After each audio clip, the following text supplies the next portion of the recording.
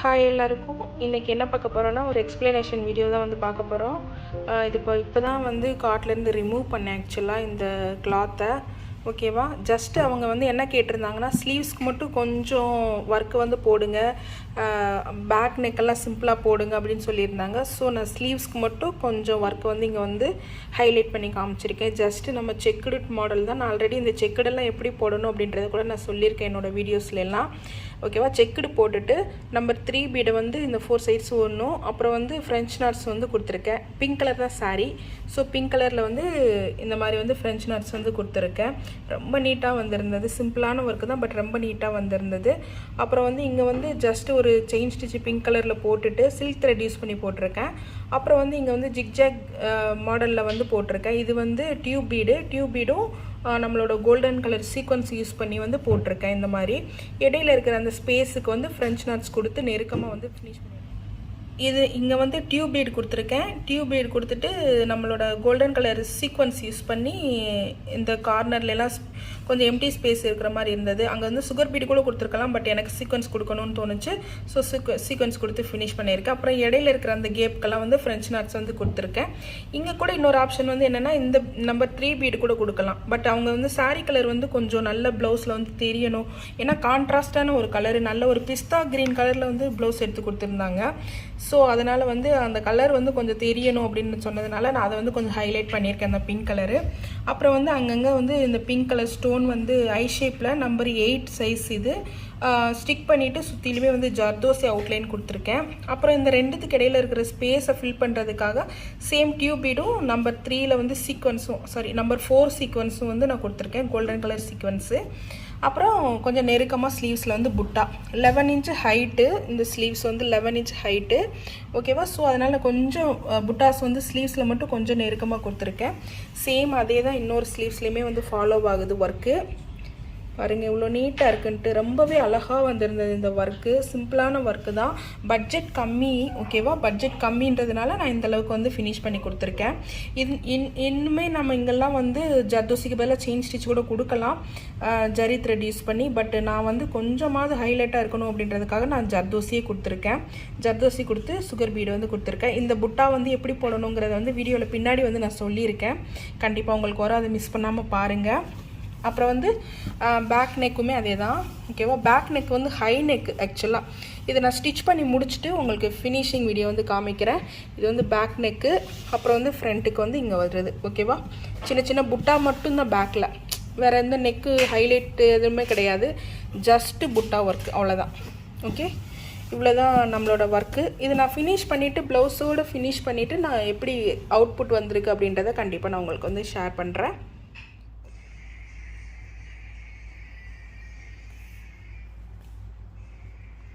இப்போது நம்ம புட்டாஸ் மட்டும் போட போகிறோம், பேக்குக்கும் ஃப்ரண்ட்டுக்கும். ஓகேவா, நான் வந்து சாரியோட கலர் வந்து பிங்க்கு, அதனால் நான் வந்து பிங்க் கலரில் வந்து ஸ்டோன் எடுத்துகிட்டு வந்து போட்டிருக்கேன். இந்த மாதிரி ஸ்லீவ்ஸ் வந்து நான் காமிக்கிறேன், கலட்டிட்டு காமிக்கிறேன், ஆரி காட்டிலேருந்து ரிமூவ் பண்ணிவிட்டு.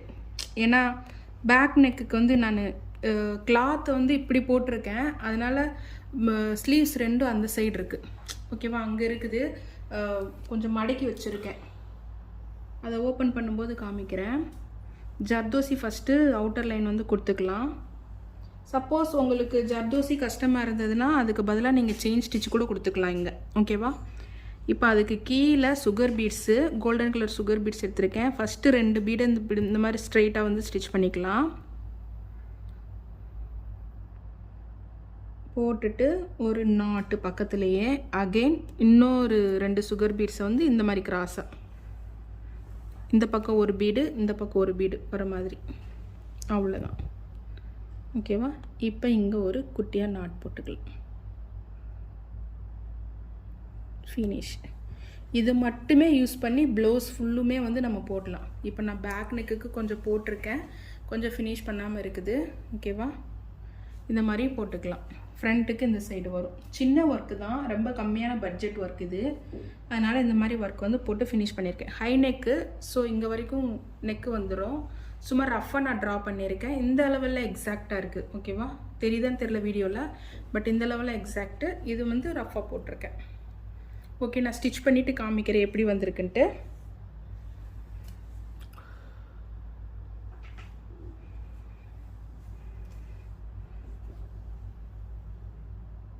ஃபஸ்ட்டு நான் எப்போயுமே புட்டாஸ் போடும்போது ஒரு புட்டாலேருந்து இன்னொரு புட்டாக்கு எடுக்கும்போது ஒரு நாட் போட்டுருவேன்.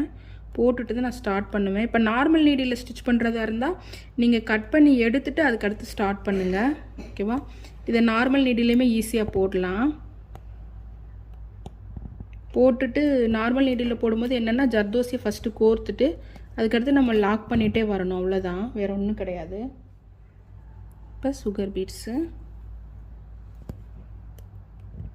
ரொம்ப ரொம்ப ஈஸியான ஒர்க். இதெல்லாம் கண்டிப்பாக ட்ரை பண்ணுங்கள். சும்மா எந்த எம்ப்ராய்டரியுமே தெரியாது அப்படின்றவங்க கூட இந்த ஒர்க்கெல்லாம் வந்து போடலாம். ப்ளவுஸில் நெருக்கமாலாம் இந்த புட்டாஸ் எல்லாம் போடும்போது நல்ல கிராண்டான லுக்கெல்லாம் கிடைக்கும். நீங்கள் செயின் ஸ்டிச்சுக்கு பதில் அந்த மாதிரி ஜர்தோசி யூஸ் பண்ணும்போது நல்ல கிராண்டான ஒரு ரிச் லுக்கு வந்து கண்டிப்பாக கிடைக்கும் ப்ளவுஸில்.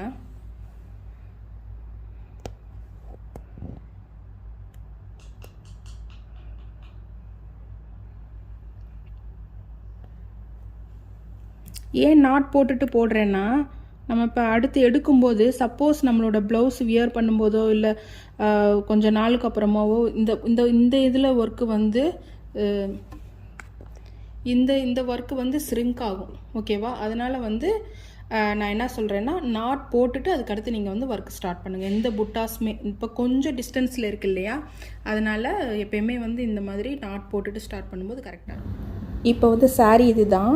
ப்ளவுஸ் வந்து ஸ்டிச் பண்ணி முடித்தாச்சு. கம்ப்ளீட் லுக்கு இது தான். ப்ளவுஸோட ஹைட்டு வந்து 14 இன்ச்சஸ் அவங்க கேட்டிருந்தது. ஸ்லீவ் லென்த் வந்து 11 இன்ச்சஸ். ஓகேவா?